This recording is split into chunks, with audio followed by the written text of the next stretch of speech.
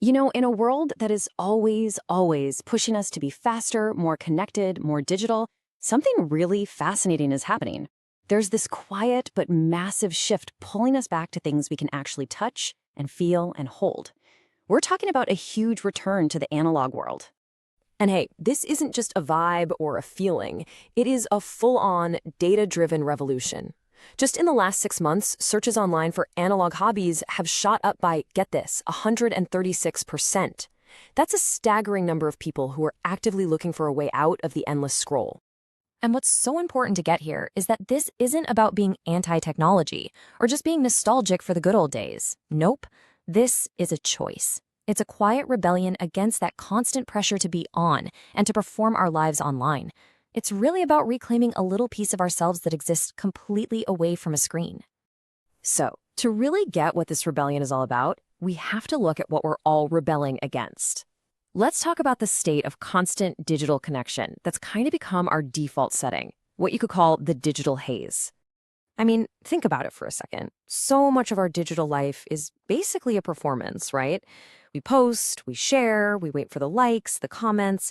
We've built this thing that some people call a validation machine, this 24/7 cycle of looking for approval that, let's be honest, is just leading to some serious burnout. And this pressure, it is having a very real impact. One study found that a full quarter, 1 in 4 people in the UK, are actively looking for creative, non-digital hobbies just to help them switch off after work. That is a huge number of people, sending a pretty clear signal that something is just out of balance. Okay, so what does this rebellion actually look like? Well, it's not just a feeling, and it's not just a few people picking up knitting needles. No, this is a measurable, data-backed cultural movement. People are pushing back against that digital haze with real, tangible, offline stuff. And you can see it right here in the hard numbers. I mean, check this out. Just look at the growth in a couple of these analog areas.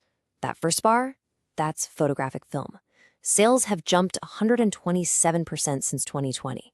And the second one, that's craft kits, which saw an 86% spike just in the last year. This is not some niche little trend. It's a major economic shift. So who do you think is leading the charge here? You might think it's older generations, feeling a little nostalgic, but the data tells a totally different story.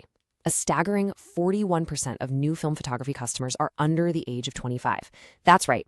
Gen Z, the first generation that grew up completely digital, is the single biggest group embracing this very analog hobby.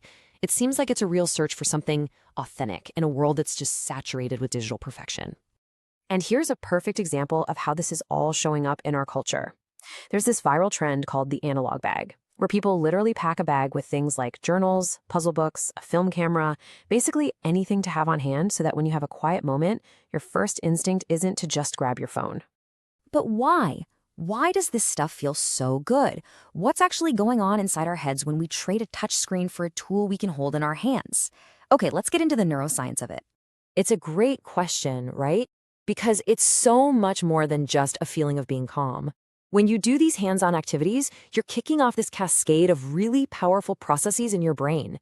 It's like an active workout for your mind. And the key idea here is something called neuroplasticity.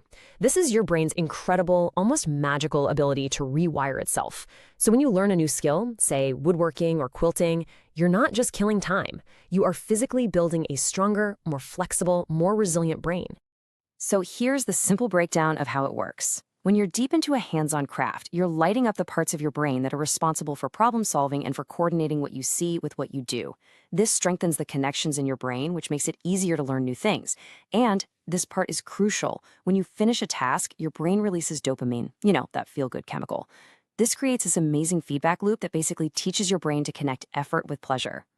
Researchers have even come up with a cool term for this, brain wealth. It's this idea that you can actually build long-term mental health and resilience by investing your time in these slow, focused, hands-on activities, the kinds of things that demand real, sustained attention. But beyond all the brain science, there's a really deep psychological reason we're drawn to these hobbies.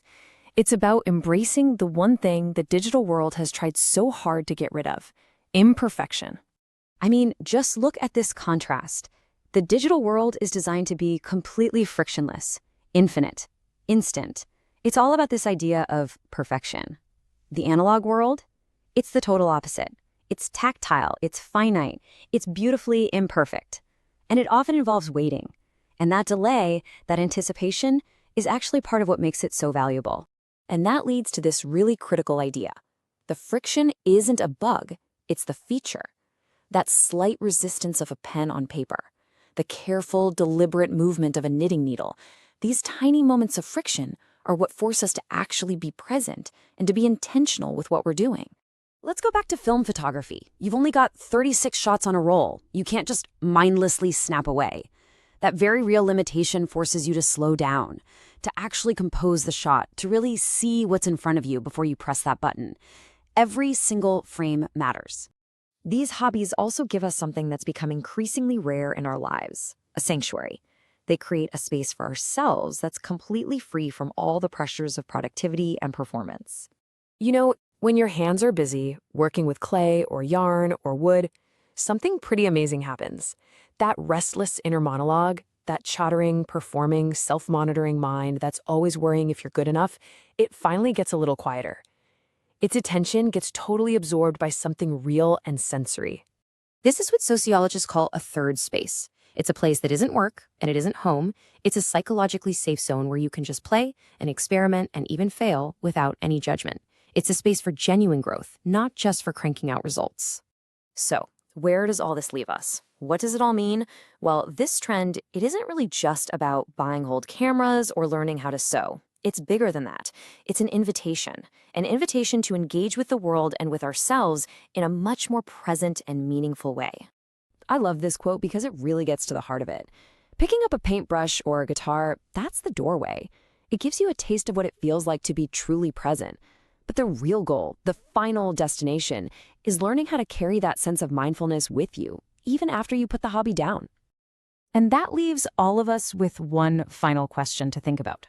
The digital world, it offers us an infinite scroll of content in an intangible, fleeting experience that never ends. But the analog world offers something finite, something real. So, in this world of infinite choice, what will you choose to hold?